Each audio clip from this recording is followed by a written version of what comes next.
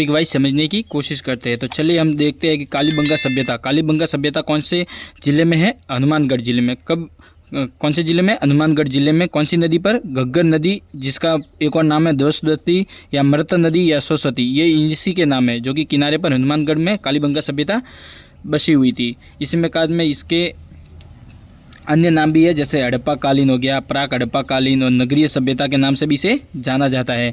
कालीबंगा का शाब्दिक अर्थ क्या होता है? काली चूड़िया। क्या होता है? काली चूड़िया। इसका शाब्दिक अर्थ क्या है? कालीबंगा का शब्द है बंगा, पंजाबी सिंधी भाषा का शब्द है, सिंधी बोले तो पंजाबी भाषा का शब्द है कालीबंगा। बंगा चूड़ियों को बोला जाता था, इसे इसका हो गया कालीबंगा का नाम हो गया काली चूड़िया। चलिए तो हम देखते हैं कि कालीबंगा सभ्यता कितनी वर्ष पुरानी है। कितनी वर्ष पुरानी है? 6000 वर्ष पुरानी है। कितने वर्ष? 6000 वर्ष पुरानी, जिसमें इसका काल समय है 2350 बीसी से 1750 बीसी तक। इसके साथ में हम देखते हैं कि कालीबंगा की खोज एवं खोजकर्ता कौन थे, जैसे कि 1952 में अमलानंद घोष ने इसकी खोज की थी। किसने की थी?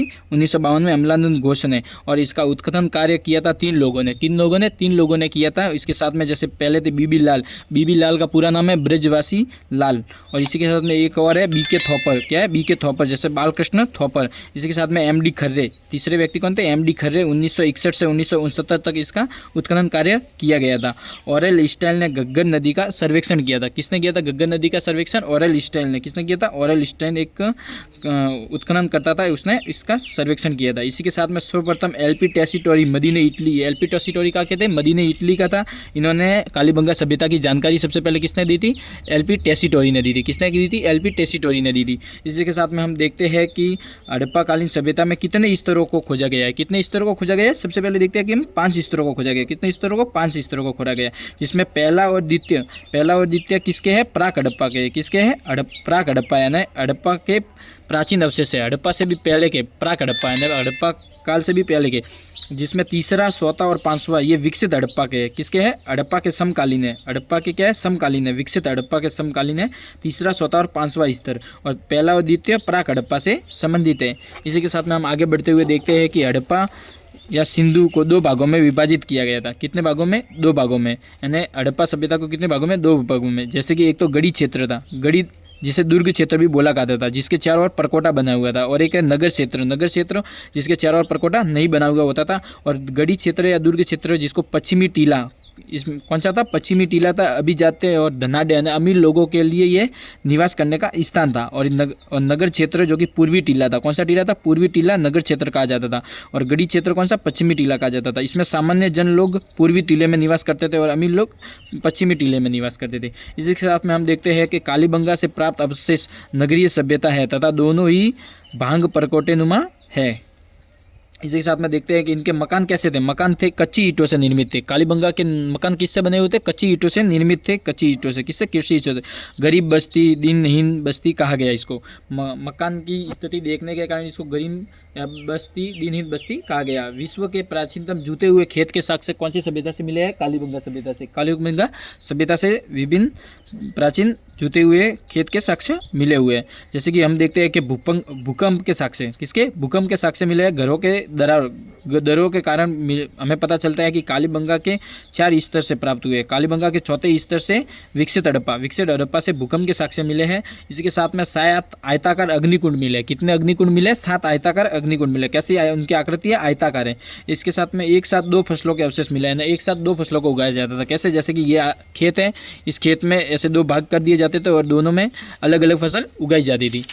चलिए हम आगे बढ़ते हैं और क्या क्या अवशेष मिले हैं कालीबंगा सभ्यता से। जैसे कि मेसोपोटामिया की बेलनाकार मोहल्ले कालीबंगा से मिली है। लकड़ी की नालियाँ प्राप्त हुई है। किसकी? लकड़ी की नालियाँ बनी हुई लिखी थी। और अलंकृत ईंटें जिसपे डिजाइन की हुई। अलंकृत का अर्थ होता है डिजाइन की हुई। स्पष्ट जल निकासी का अभाव था। कालीबंगा सभ्यता में स्पष्ट जल निकासी का, पानी निकालने का अभाव था। इसके बाद में ऊँट के प्रथम साक्ष्य कालीबंगा से मिले हैं। शतरंज की गोटियाँ मिली है। तंदूरनुमा चूल्हे के अवशेष मिले हैं। कपास की खेती के साक्ष्य मिले हैं। भागते हुए बैल की मरण मूर्ति बोले तो मरे हुए बैलों की मरण मूर्ति मिली है। युग्मित समाधान बोले तो स्त्री और पुरुष को एक साथ गाड़ा गया था। और स्वास्तिक चिन्ह प्राप्त हुए हैं। इसके बाद में एक पल्ले या द्वार कक्ष वाले किवाड़, यानी एक खिड़की वाले, एक ही द्वार या एक ही पल्ला यानी जो कि एक भाग होता है ना, खिड़की का एक भाग जो से एक ही कुंडी से बंद हो जाता है, वो ऐसे वाले इसके साक्ष्य मिले हैं। फिर प्रत्येक घर में कुआं, प्रत्येक घर में कुआं और प्रत्येक घर में कूड़ेदान प्राप्त हुए हैं। हाथी दांत का कंगा, हाथी के दांत के बना हुआ कंगा प्राप्त हुआ है। कांसे का शीशा, कांसे यानी कांच का शीशा प्राप्त हुआ है। इसके बाद में हाइड्रोस्पोलिस शल्य चिकित्सा के प्रमाण मिले। किससे? हाइड्रोस्पोलिस शल्य चिकित्सा के प्रमाण हुए, जिसमें सहसैद वाली खोपड़ी के अवशेष मिले हैं। सहसैद वाली खोपड़ी मिली है। क्या मिले है? सहसैद वाली खोपड़ी। इसके बाद में अंतिम संस्कार 3 प्रकार से होता था। कालीबंगा सभ्यता में अंतिम संस्कार कितने प्रकार से होता है? 3 प्रकार से होता था। कितने प्रकार से? 3 प्रकार से। देखते हैं हम पहले कि दाहपूर्ण समाधिकरण, ये विष्णुई संप्रदाय में होता था। दाहपूर्ण समाधिकरण यानी पूरी तरह से समाधि दी जाती थी। इसके बाद में इससे आंशिक दाह संस्कार होता था। कैसा संस्कार होता था? आंशिक दाह संस्कार, समाधिकरण।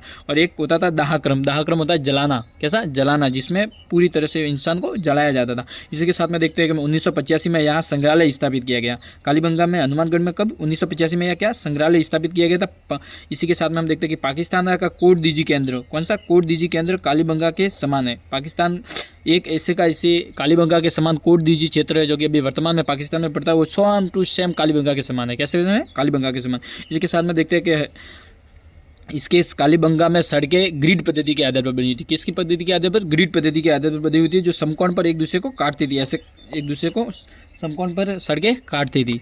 इसी के साथ में हम आगे बढ़ते हुए कल हम देखेंगे हमारी आर्ट सभ्यता को। इसलिए आपको वीडियो अगर अच्छा लगा हो तो लाइक सब्सक्राइब जरूर करना। और थैंक यू, धन्यवाद।